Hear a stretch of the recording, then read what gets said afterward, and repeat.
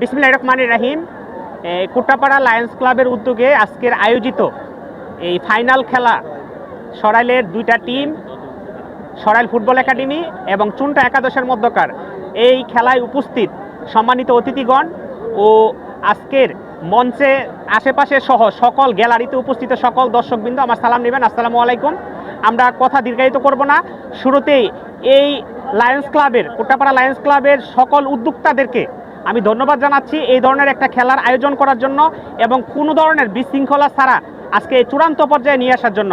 আশা করি আজকে আমাদের চূড়ান্ত ফাইনাল খেলাও সুন্দরভাবে সমাপ্ত হবে এবং আয়োজকরা তাদের কমিটমেন্ট, যেটা কথা দিয়েছিল যে কোনো সমস্যা হবে না, আমরা সেটা শেষ করব। আজকে আমার চূড়ান্তভাবে আমরা খেলা শেষ করব।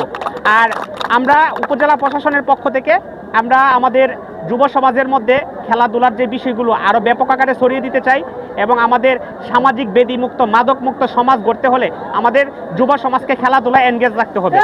আর আপনাদেরকে সকলকে অনুরোধ করব, আমরা আজকের খেলাতে আমরা সুন্দরভাবে খেলা উপভোগ করব। এখানে জয় পরাজয় খেলার মাধ্যমে নির্ধারিত হবে। কেউ আশেপাশে আমাদের কোনো বিশৃঙ্খল করার চেষ্টা করবেন না এবং আপনাদেরকে পুনরায় ধন্যবাদ জানিয়ে আমি আমার বক্তব্য এখানে শেষ করছি এবং আজকের খেলার শুভ উদ্বোধন ঘোষণা করছি। সবাইকে ধন্যবাদ। ঠিক আছে।